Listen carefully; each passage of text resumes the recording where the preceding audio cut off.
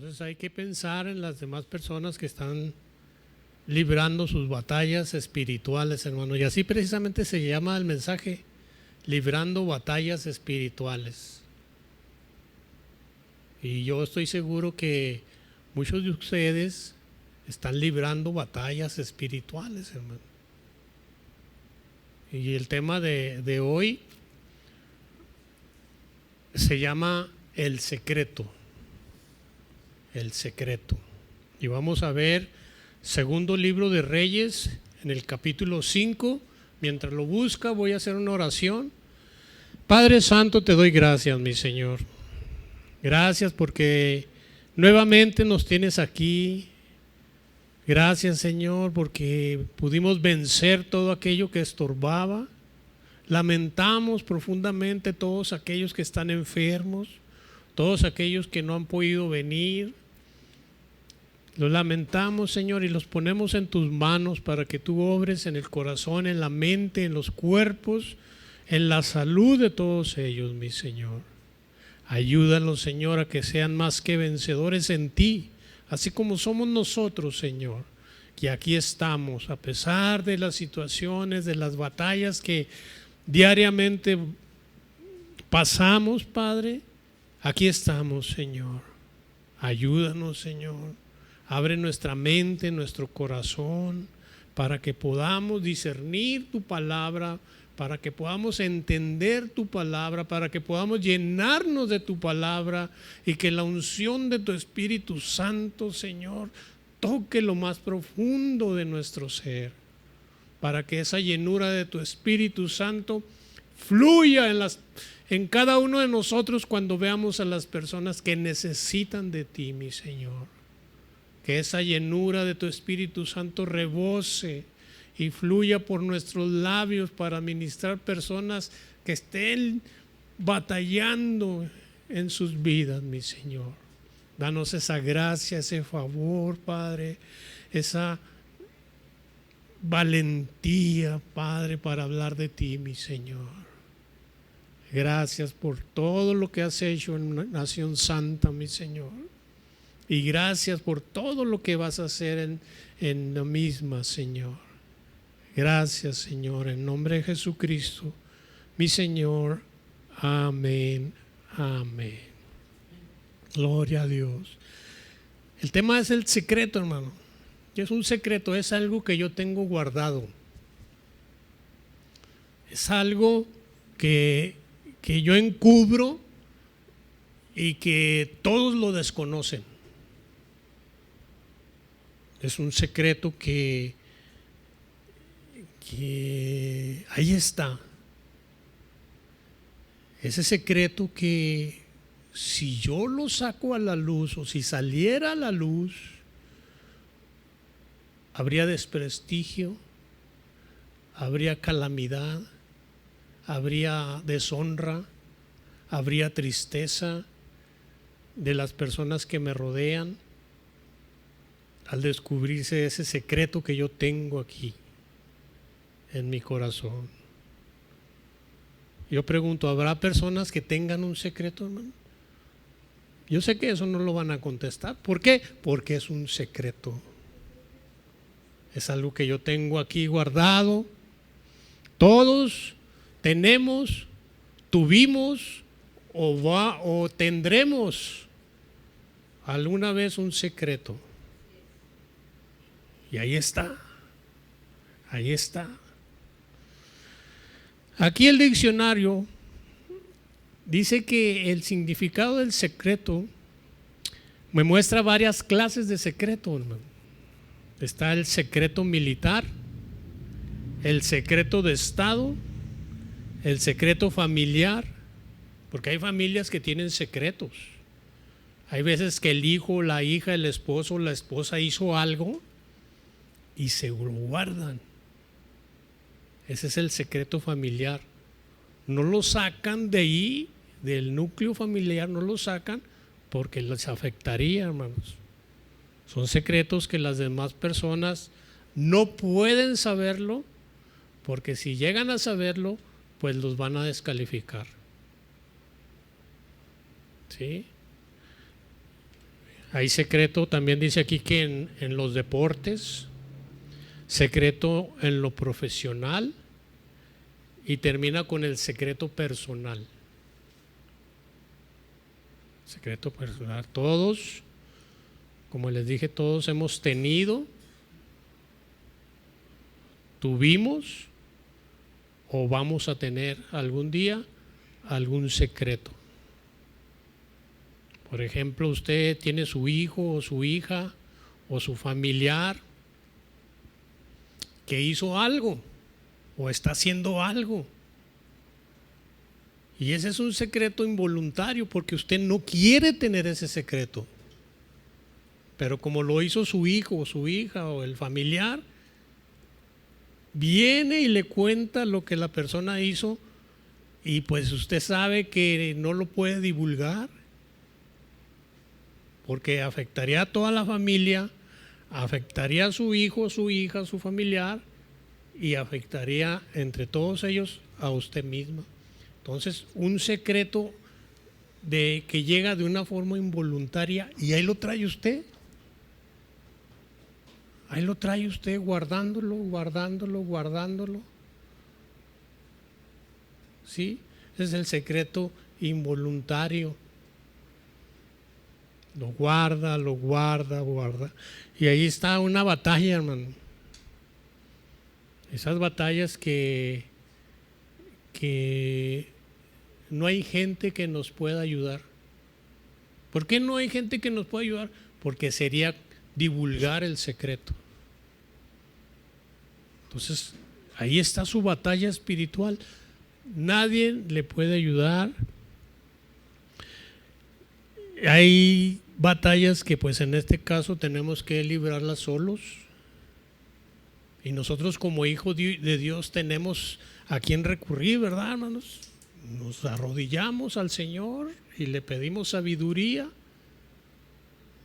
Nos pedimos fortaleza para salir y ganar esa batalla espiritual que estamos librando en ese momento o que vamos a librar. ¿Sí, hermano? Esto es como una preparación, hermanos. Esto que vamos a estudiar es como una preparación por si usted tiene un secreto o que lo tenga ahí guardado, o si llega el momento en su vida en que va a llegarle ese secreto, sepa usted qué hacer. Y como les digo, hay situaciones que son exclusivamente personales. Son personales y hay personas, hermanos, que no se les nota y están librando grandes batallas espirituales dentro de ellos. Unas batallas que si usted les pregunta, oye, te ves muy bien, ¿cómo has estado? Estoy, que me lleva el diablo. Por dentro se contesta la persona, contesta regularmente, bien, bien, pero por dentro, hermano, están sufriendo tremendo, están librando su batalla espiritual y como les digo, es una batalla que las libran solos, las pelean solos. Y esto que vamos a estudiar, hermanos, nos va a ayudar a resolver ciertas situaciones que como les dije, son ocasionados por los hijos y usted no se atreve a divulgarlo. Usted ha de decir, no, es que no quiero que sepa nadie. Es algo que está aquí nomás en la familia. No quiero que sepa nadie, absolutamente nadie. Y incluso, fíjese, hermanos, esto es tan tremendo que hay secretos, hermanos, que determinada persona de la familia tiene que guardárselo nomás a ella o a él. Ni sus otros hijos, incluso ni siquiera el esposo, hermano, o la esposa puede enterarse de eso que hizo su hijo o su hija. Es algo entre mamá e hijo, o papá e hija. Porque si lo saben sus demás hijos, o si lo saben la demás familia, se van a ir contra la persona, hermano. Entonces lo tiene que guardar ese secreto, hermano. Y hay veces que pues son secretos que avergüenzan. Se avergüenza de lo que está haciendo su hijo, su hija, o que esté haciendo el esposo. Son regularmente secretos vergonzosos. Regularmente, hermano. ¿Quiere que nadie sepa? Pues, como les digo, se convierte en secreto. Mismos que tenemos que lidiarlos solos. Solos, hermano. Y aquí en la palabra de Dios, hermanos, vamos a ver a dos generales. Un general era del ejército de Siria y el otro general era del ejército de Dios. El del ejército de Siria, el general Naamán, que él había librado batallas grandes. Era un hombre que tenía poder, que tenía riquezas, que era el brazo derecho del rey. Y el otro general era Eliseo, que era el profeta de Dios. Era el que la gente iba y lo consultaba. Él hablaba con Dios y daba la respuesta a los reyes de que si fueran a la batalla o que no fueran a la batalla. Era el que decía por parte de Dios si iba a haber victoria o no iba a haber victoria, que se pospusiera la batalla. Era el ejército del Dios de Israel, hermano, el profeta Eliseo. Y Naamán les decía que era del ejército sirio, era, haga de cuenta, como un ministro de la defensa de Estado. Era el que seguía del rey, hermano.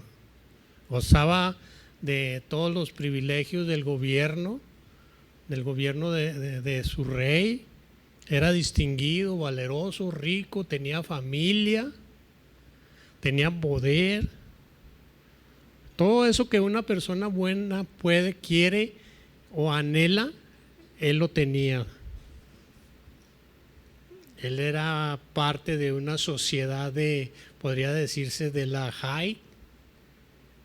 Ahí estaba el profeta Naamán, el capitán Naamán. Y en el capítulo 5, versículo 1, ¿lo tiene? Segunda de Reyes, capítulo 5, versículo 1. ¿Sí, hermano? Naamán, mire cómo lo describe en pocas palabras. General del ejército del rey de Siria. Era varón grande delante de su Señor y lo tenía en alta estima, porque por medio de él había dado Jehová salvación a Siria. Fíjese qué importante era. Era este hombre valeroso en extremo, pero leproso. Como dije, este hombre gozaba todos los privilegios que provee la sociedad. Era valeroso, era aguerrido, era de que no se frenaba ante nadie, se enfrentaba ante todos. Sin embargo, había una batalla que él había perdido, hermano. Era leproso. Y el diccionario aquí dice que la lepra era una enfermedad contagiosa, infecciosa y en ocasiones carcomía la cara, la nariz, las orejas, se empezaba a caer la cara. Era una infección en la piel. La boca, dice aquí que la boca Dice aquí que es una especie de llaga en la piel. Ese era el secreto de Naamán y del rey y de su familia. Nadie podía saber que ese hombre,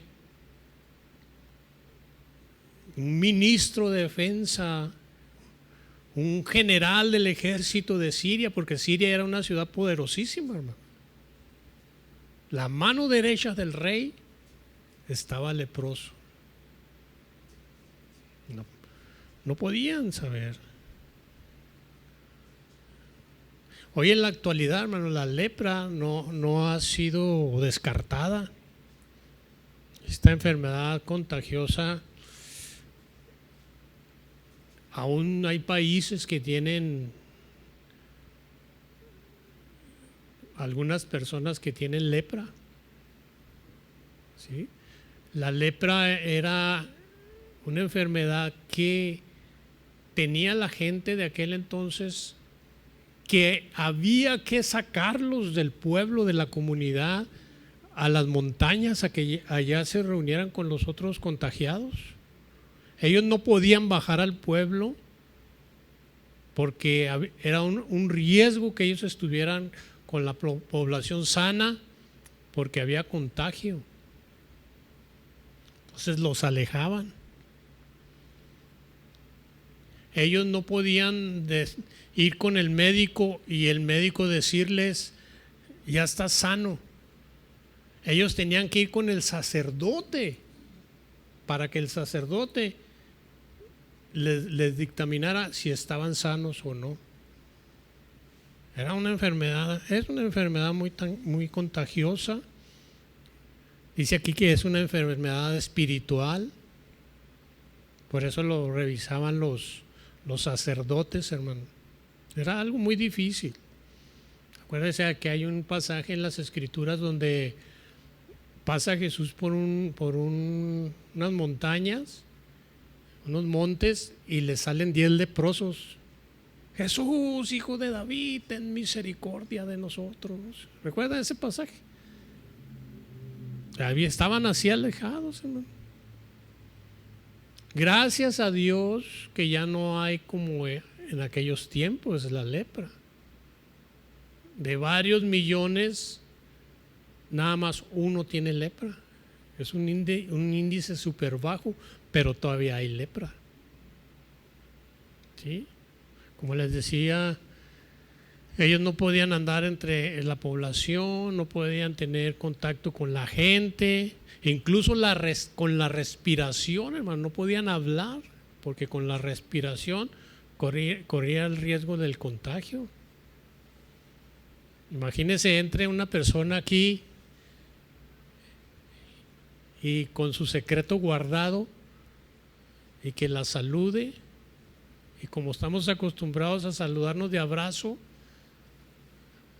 ahí va el contagio para usted. Entonces, ¿qué se hace con esas personas? Se les niega la entrada, cuidando la población, se sacan. Y así era en aquel tiempo. Como les digo, gracias a Dios ya no sucede así. No podían estar en ningún lugar porque la enfermedad era muy, muy maligna, hermano. Ese era Naamán. ¿Sí? Era muy difícil para Naamán, nombre de sociedad, el Ajay, con poder, que toda la gente lo viera. Y usted sabe, hermano, que cuando una persona tiene poder hay altivez, hay soberbia. ¿Cómo él iba a confesar tener esa enfermedad tan denigrante, tan sucia? No podía, hermano.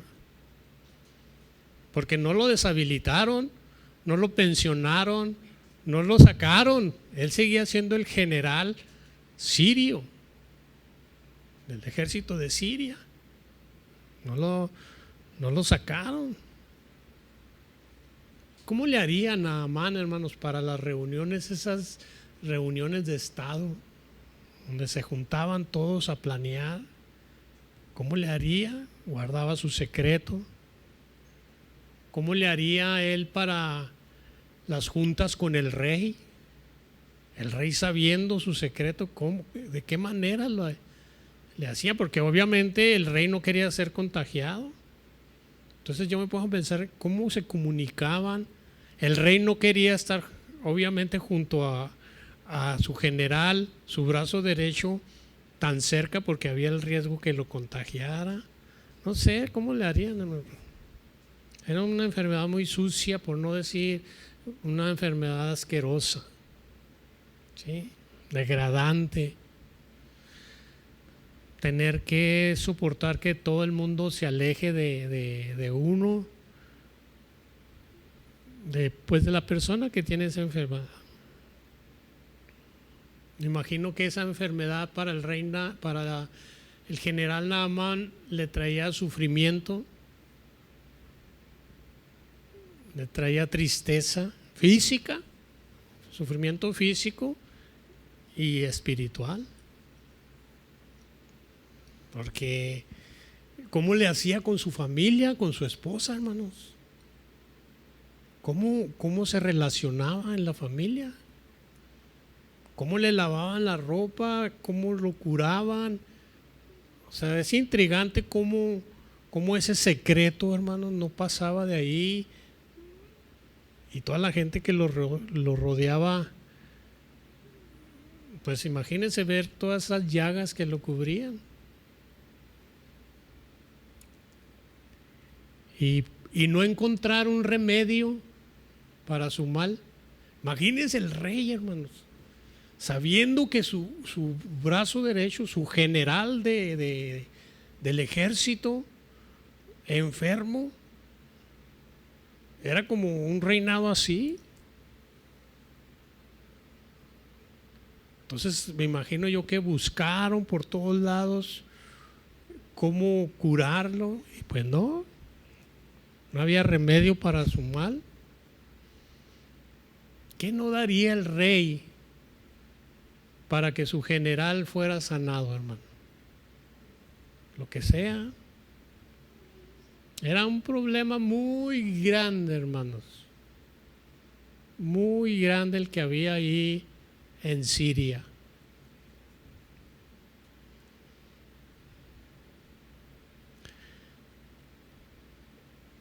Por otro lado, estaba el general del ejército de Jehová, del ejército de Dios de Israel. El general Eliseo, hombre usado por Dios, un profeta de Dios. Recuerdo un pasaje donde había escasez en la familia y había muerto el padre y los acreedores de la deuda del padre querían cobrarle a la viuda con los hijos. ¿Han visto ese pasaje? Y ella no tenía para pagarles, hermano. Pero tampoco, como toda madre, quiere ceder a sus hijos. Y ella estaba en un dilema grande, porque no había economía, no quería que se llevaran a sus hijos y el acreedor estaba encima de la situación. Entonces llega el general del ejército de Jehová y le dice: ¿qué tienes en la casa? Estoy parafraseando ese evento, ya sea a grandes rasgos. ¿Qué tienes en la casa? Un poco de aceite, tráelo, lo voy a bendecir. Y lo bendice y lo multiplica. Con el aceite que tienes, porque era algo muy caro, paga la deuda y con lo que te sobre vas a vivir el resto de tu vida. Imagínense, hermano. la grandeza de ese milagro, de ese general, de ese profeta de Dios. Hay otro evento con la tsunamita, no sé si recuerdan ese pasaje. Pasaba el profeta con su ayudante Gehazi, pasaban a esa ciudad y la tsunamita los veía que pasaban. Cada determinado tiempo, cada determinada temporada los veía que pasaban y sabía que era un profeta de Dios, y le dice a su esposo: ¿cómo no le construimos un aposento donde cuando él venga tenga donde llegar? Esta era una familia rica, no era como la que les puse de ejemplo la primera vez, que eran pobres. Esta era rica, era solvente. El esposo accedió, le armaron un cuarto allí para él y su ayudante, y cada vez que venía a esa tierra, ahí se hospedaba. El profeta le dice a su ayudante: ¿cómo podemos agradecer a esta mujer? Ella tiene todo, tiene de todo, es rica, no necesita nada. ¿Cómo podemos? Le dice al sirviente: investiga. Y se sale el ayudante a petrear allí con los vecinos, y llega el ayudante y le dice: ella no tiene hijos, ella desea un hijo. Porque acuérdese, en aquellos tiempos una mujer estéril era como una deshonra, hermano. Entonces ella anhelaba un hijo y no lo podía comprar. Solamente un milagro de Dios podía darle un hijo. Y el profeta dice: pues eso es lo que le vamos a dar. Le dice: para el próximo año, para estas fechas, tú vas a tener un bebé. Y el siguiente año que vino, hermanos, ahí estaba el bebé. ¿No da gloria a Dios por eso, hermano? Gloria a Dios. Pasa el tiempo, el niño crece, no dice la edad, pero me imagino que todavía era un niño, y muere. Se les muere a la tsunamita y se acuerda del profeta de Dios y le dice a su esposo: búscame un carro, equípamelo porque voy por el profeta. Va por el profeta, se lo trae, y el profeta, hermanos, una de sus técnicas de sanación, que se pone encima de él, hermano. Se pone encima de él y sana, revive, hermanos. Gloria a Dios, hermano. Revive. Esas son de las grandes victorias del general del ejército de Israel. Grandes victorias también tuvo el general del Dios de los cielos, hermano. O sea, son dos generales de grandes victorias, pero de diferentes trabajos, hermano. ¿Sí lo nota? Sin embargo, aquí a Naamán, hermano, los golpes de la vida lo empezaban a doblegar. Lo hicieron como aterrizar esa soberbia, ese orgullo, esa altivez. Lo empezaron a hacer que como que se ubicara. ¿Y qué pasó con Naamán? Esa es la palabra de Dios, hermano, que una doméstica, una persona que habían contratado, habían tenido allí que les ayudara allí a la familia, le da una idea a la esposa. Y mire aquí qué tremendo, hermano. Con esa soberbia que se cargaban, ella le dijo a la esposa le dijo a él, y él la obedeció. A una persona de de una categoría baja, la obedeció. Un general que estaba acostumbrado a mandar, obedeció a esta persona. Parece que el general no obedecía a nadie con excepción del rey, pero a nadie más abajo que él los obedecía. Y ahora recibe un consejo de una muchacha que trabajaba en su casa. ¿Sí? Yo veo aquí, hermano, que el único que doblega el corazón orgulloso es Dios. Es Dios el que doblega los corazones. De una u otra forma, esa altivez, esa altanería, el Señor se encarga de bajarla. Hay unos que dicen, ando por el piso, ya toqué suelo, ya no puedo caer más bajo, ya.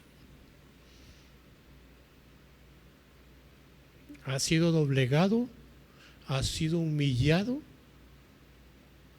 ¿Sí? A esa persona que, mi intelecto, mi economía, mis fuerzas. A esas personas el Señor, mire, se encarga de doblegarlos, hermano. Cuando una persona se doblega, cuando una persona se humilla, cuando una persona es bajada hasta lo más bajo que pueda haber, esa persona, hermano, está dispuesto a lo que sea por salir de ahí. Vea el versículo 2, hermano. Y de Siria habían salido bandas armadas y llevaban cautiva de la tierra de Israel a una muchacha, la cual servía a la mujer de Naam. Era una presa, era una persona cautiva. Era de lo más bajo, hermano. Esta muchacha, como trabajaba allí, ella era testigo de la situación que vivía la familia. Ella veía la angustia que tenía esa familia con el sufrimiento que padecía el general Naamán. Ella lo veía. Veía que nadie podía enterarse de fuera, que era algo secreto, que era algo que allí tenía. Ella sabía y sentía la tristeza que reinaba en ese hogar. Ella lo sentía en su corazón. Ella era parte de su tristeza, porque ella vivía y ella sentía la misma tristeza. Y un día ella no aguantó más. No aguantó más. Me imagino que se estaba, ahora decimos estresando, se estaba estresando de ver la situación que envolvía a ese lugar, ese problema. Y ella tenía la solución a ese problema. ¿Sí? Un día se armó de valor y que dijo, no aguanto más. No aguanto más. Y en el versículo 3 le dice, esto dijo a su señora, si rogase mi señor al profeta que está en Samaria, él lo sanaría de su lepra. O sea, le da el remedio a la enfermedad. Pero ¿qué implicaba? Que un general de tal alcurnia le fuera a rogar al profeta, hermano. Como les dije hace un momento, en unas situaciones así, pues ya lo que quiere es uno salir de ahí y pues ella sabía que había un Dios que hacía milagros. Ella lo sabía. Y que ese Dios usaba un profeta que estaba en su tierra, en Samaria. Y le dijo, ve con él. Dice a la señora le dice a Naamán, y Naamán le dice al rey. Porque había un protocolo, hermano. No podía llegar a otra nación donde ya había un rey e ir a invadir, por ejemplo, este general del ejército. ¿Me explico? Él iba a llegar con sus carruajes y todo, y ¿este qué? Que si no me avisaron. Y el protocolo, dice en el versículo 4, entrando Naamán a su señor, le relató, así ha dicho una muchacha que es de tierra de Israel. Y le dijo el rey de Siria, anda, ve, yo enviaré cartas al rey de Israel, un protocolo. ¿Sí? Hasta el rey le llegó la información por parte de Naamán. Y como les digo, cuando se está en una situación tan difícil, cuando se está apurado, no se descarta nada. Principalmente la gente que no cree en Dios. ¿No le ha pasado a usted que conoce a una persona que está en una situación bien difícil, no conoce de Dios y voy a ir a hacerme una limpia? Voy a que me pasen el huevo, las hierbas y todo eso. Porque están desesperadas, hermanos. Y no descartan nada, van y hacen cualquier consejo que les llegue a ellas, lo practican. ¿Sí? Entonces, va con el rey y les hace una carta. Mire, aquí lo que veo yo es que Naamán quizás no era muy creyente, el rey menos, ¿sí? Pero le tomaron la palabra a la muchacha. En su desesperación, bueno, pues si por ahí está la sanidad, bueno, pues vamos para allá.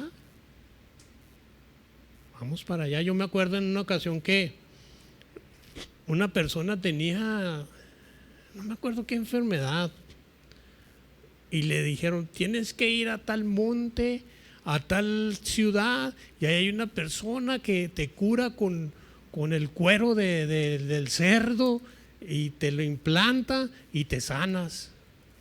Y ahí va, hermano. Ahí va. Y fue ahí que le implantaron un cuadrito, yo lo vi, un cuadrito de cerdo aquí en la espalda, y traía ahí el cuadrito con sus pelitos allí, que porque le dijeron que eso lo sanaba. ¿Hasta qué grado llega, hermano? La desesperación para hacer las cosas cuando ya prácticamente ya es lo último. Por eso les digo yo, hermano, presenten el plan de salvación, hermano.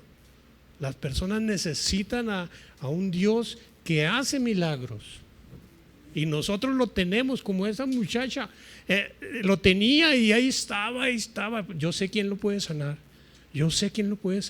Pero no le decía porque los veía tan alto. Era la de menos valor. ¿Sí? Y hay algunos se sienten así, hermanos, desde menos valor, sabiendo, hermanos, que tienen en sus manos la sanidad, la salvación del alma de la persona que ella. Por eso se tiene que atrever, hermanos. Atrévanse a hablar del Señor, porque el Señor no lo va a avergonzar. Amén. No lo va a avergonzar. Ella dijo, el Dios que yo conozco es capaz de todo. El Dios que yo conozco es capaz de sanarle esa lepra que tiene. Y pues como hemos visto, ya en esos casos, pues bueno, le hicieron las cartas para el rey. Dice el versículo 5, salió pues él llevando consigo, mire, 10 talentos de plata y 6,000 piezas de oro y 10 mudas de vestido. Fíjese cómo el protocolo que ellos siguieron. Tomó también cartas para el rey de Israel que decían así: cuando lleguen a ti estas cartas, sabe por ellas que yo envío a ti mi siervo Naamán para que lo sanes de su lepra. Eso es lo que quería el rey de Siria, le dijo al rey Luego el rey de Israel leyó las cartas, rasgó sus vestidos y dijo: ¿soy yo Dios que mate y dé vida? para que éste envíe a mí a que sane a un hombre de su lepra. Se sentía como que le había descargado la seriedad del caso, la responsabilidad del caso de sanación del Naamán, hermano. Él lo sintió así, porque él, ¿seré acaso yo Dios para que mate a alguien y luego le dé vida? ¿Seré acaso Dios? Él lo sintió como una provocación. Dice: considerad ahora y ved cómo busca ocasión contra mí. Él creía, hermano, que el rey le estaba diciendo eso porque quería pelear con él, porque sabía que la lepra era algo que no se curaba tan fácilmente. Se sentía como presionado, como agredido con esa carta. Y como siempre, hermano, no falta en las situaciones alguien que está muy orejón, alguien que escucha todo lo que se habla por ahí. Sí, y fue a decirle al general del ejército de Dios. A veces las personas que son así, hermanos, tienen buenas puntadas. A veces el hecho de ser así, oidores de lo que no deben de oír, a veces trae buenas cosas. A veces sí, el Señor los usa para algo. Versículo 8. Y cuando Eliseo, el varón de Dios, oyó por aquella persona que el rey de Israel había rasgado sus vestidos, envió a decir al rey: ¿por qué has rasgado tus vestidos? Venga ahora a mí y sabrá que hay profeta en Israel.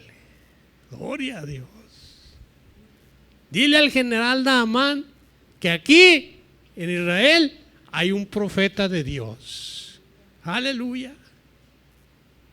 Así, con esa convicción, con esa seguridad, nosotros debemos de ministrar a las personas, convencidos, aún sin conocer a Naamán, sin ver siquiera el tipo de enfermedad de gravedad que tenía. Él convencido: aquí hay un profeta de Dios que te puede sanar. Mándamelo para acá. Con esa convicción nosotros debemos de evangelizar, hermanos. Yo conozco a un Dios que te puede traer esa paz, te puede traer esa tranquilidad, que tu alma tenga reposo, que puedas descansar en Él. Yo lo conozco. Permítemelo presentártelo. Y ahí es cuando usted presenta, hermanos, con esa convicción, con esa seguridad. Amén. Y vino Naamán, versículo 9, ya voy a acabar. Y vino Naamán con sus caballos y con su carro y se paró a las puertas de la casa de Eliseo. En ese tiempo me imagino que las casas estaban allá en el fondo y luego una gran pradera o un terreno.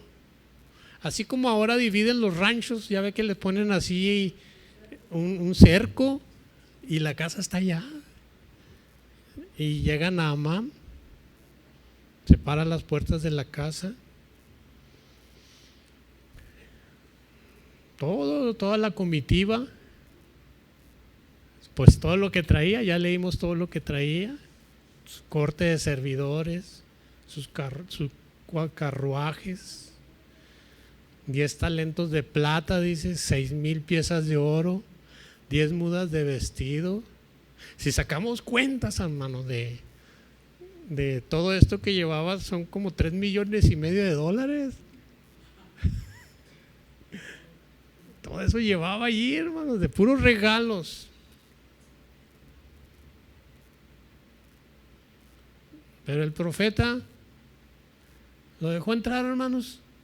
¿Qué hizo el profeta de Dios en el versículo 10? Entonces Eliseo le envió un mensajero diciendo: ve y lávate 7 veces en el Jordán y tu carne será restaurada, se restaurará y será limpio. ¿Cómo? Eso es un insulto para el general, hermanos. No me recibe ni en su casa. El general pensaba que tenía un palacio, el profeta de Dios. No, era una casita. No lo invitó a entrar. Le manda un criado. No se sintió ofendido porque ni siquiera fue digno de que el profeta saliera a darle el remedio. Le mandó un criado. Sí, un insulto. Póngase usted en el lugar de Naamán, hermano. Un general extranjero que era enviado de un rey a otro rey. El rey se lo manda al profeta, y el profeta no era de esos que vivían, como les digo, en un palacio, una casa cerca allá del monte, como un campesino más. El general, cuando llega, se sorprende de ver la casa donde el profeta vivía. No lo dejan pasar, no lo invita, y para colmo le manda un sirviente y le dice: ve, báñate allá en el río Jordán. El río Jordán, hermano, era uno de los ríos más sucios, más cochinos, más descuidados que había en toda Israel. Peor. Imagínense el general Naamán, hermano. Versículo 11. Miren lo que hizo. Y Naamán se fue enojado, se fue ofendido, diciendo: he aquí, yo decía para mí. Él pensaba, mire, saldrá el profeta, saldrá él luego, o sea, refiriéndose por el profeta, y estando en pie invocará el nombre de Jehová su Dios, alzará las manos, tocará el lugar donde tengo la lepra y sanará. Eso era lo que él creía que iba a hacer el profeta. Ya llevaba su libreto para que el profeta hiciera eso. Y no. Habana y Farfar, ríos de Damasco, ¿no son mejores que todas las aguas de Israel? Si me lavare en ellos, o sea, en los ríos de Habana y Farfar de Damasco, ¿no seré también limpio? Y se volvió y se fue enojado, porque no era como él pensaba, que saliera a imponerle manos, que levantara las manos, que hiciera un show, que hiciera un teatro. No fue así, hermano. Ve y lávate allá 7 veces en el río Jordán y serás limpio como un niño. ¿Sí? Lo que Dios quería aquí, hermanos, es que se humillara, que dejara ese orgullo, esa soberbia, esa altanería que tenía, porque todo eso se le había subido a la cabeza al rey, al general Naamán, hermano. Él estaba acostumbrado a la pleitesía, él estaba acostumbrado a que todos le adoraran. A eso estaba acostumbrado, y estaba muy enojado el general. Versículo 13. Mas sus criados se le acercaron y le hablaron diciendo: Padre mío, si el profeta te mandara alguna otra cosa, ¿no la harías? ¿Cuánto más diciéndote: lávate y serás limpio? Fíjese, porque él tenía pensado que si el profeta me dice: ve y súbete a la montaña y agarra la piedra más grande y te la traes cargando en el lomo y me la traes aquí porque no tengo en dónde sentarme, y será sano. Él esperaba algo así, donde él pudiera demostrar su fuerza, su fortaleza, su destreza, su valentía. Esperaba algo así, una prueba de esa, hermano. Y no, hermano, ve, báñate en ese lugar sucio, sumérgete. Entonces los criados, haciéndolo entender, porque la prioridad número 1 de ese viaje era la salud del general Naamán. Era la prioridad, hermano. Y el profeta se la puso tan fácil. Se la puso tan fácil. Y entonces él no quiere. No quiere por su soberbia, por su orgullo. ¿Cómo? Él quería presumir que había hecho un gran acto para sanarse. Pero para acercarse a Dios, hermanos, hay que humillarse. Es la única forma que Dios nos va a ver y el que se humilla será enaltecido. Es la única forma, y es lo que Dios quería ver de ese general, hermano. Porque si no se humilla, hermano, no hubiera ganado las batallas. Y las batallas, hermano, las batallas se ganan de rodillas. De rodillas se ganan las batallas, hermano.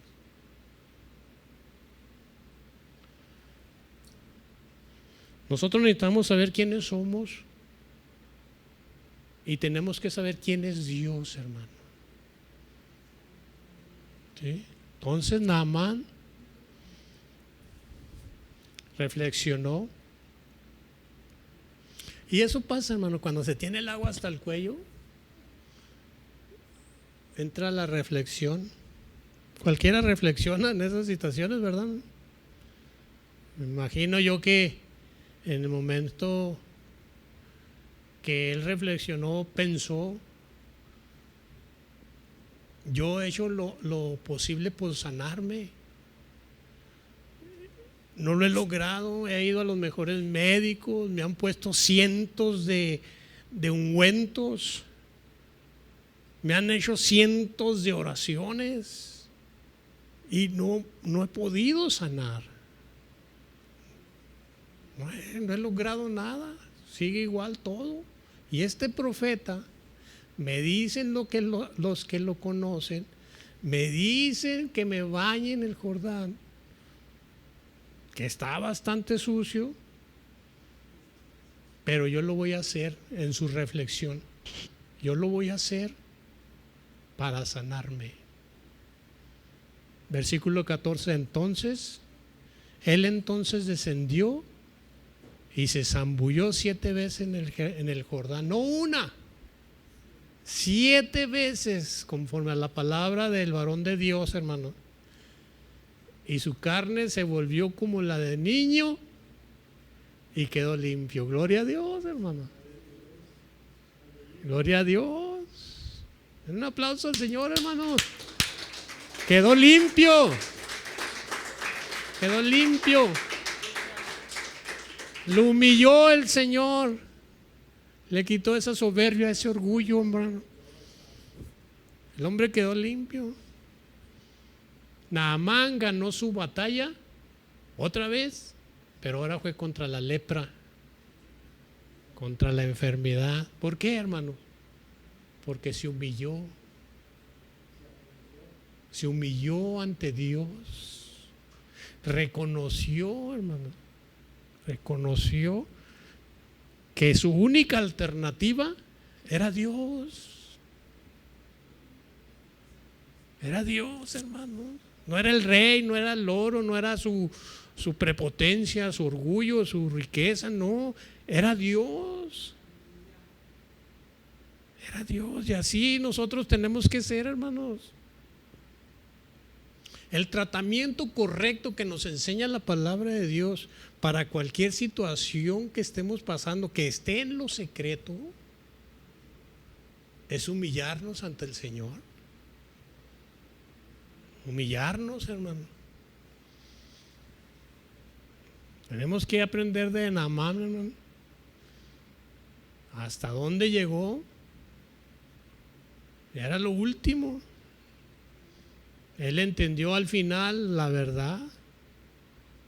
Él obedeció, se humilló. ¿Y qué hizo Dios, hermano? El milagro en él.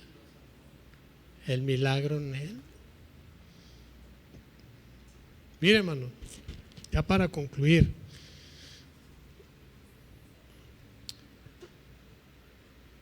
el oír es obediencia, hermano. ¿Cuántas veces hemos visto que está un niño en su celular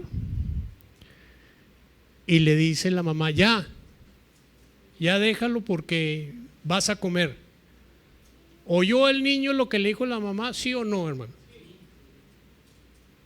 ¿Y obedeció? No. Por eso les digo, el oír es obedecer. Es obedecer. Muchas veces la palabra de Dios, hermanos, nos dice, perdona, ora, humíllate. Nos dice tantas cosas que hagamos y las oímos, pero no las obedecemos. Y por eso no vemos el milagro de Dios, hermano. Podemos pasar años en las iglesias oyendo, pero no obedeciendo, hermano. Y es por eso, hermano, que en muchas ocasiones la situación en los hogares es caótica, hermano. Porque saben, ya lo oyeron infinidad de veces, pero no lo obedecieron. Entonces tiene que haber una humillación y tiene que haber una obediencia, hermano, para que el Señor obre en ese milagro que usted quiere hacer. Yo les he dicho que las oraciones no son por transferencia, hermanos. Sí oro por ustedes, pero usted tiene que tener una comunión directa con el Señor. Directa. No hay transferencias, hermano. Yo no le puedo decir al Señor, Señor, ya oré por esta situación, hazle el milagro. No. No hay transferencia. Usted tiene que acudir directamente con el Señor. Y lo que el Señor le diga, obedecerlo, hermano. Porque cuántas veces hemos oído la voz de Dios, hermano. ¿Cuántas veces hemos dicho, el Señor me habló? El Señor me dijo.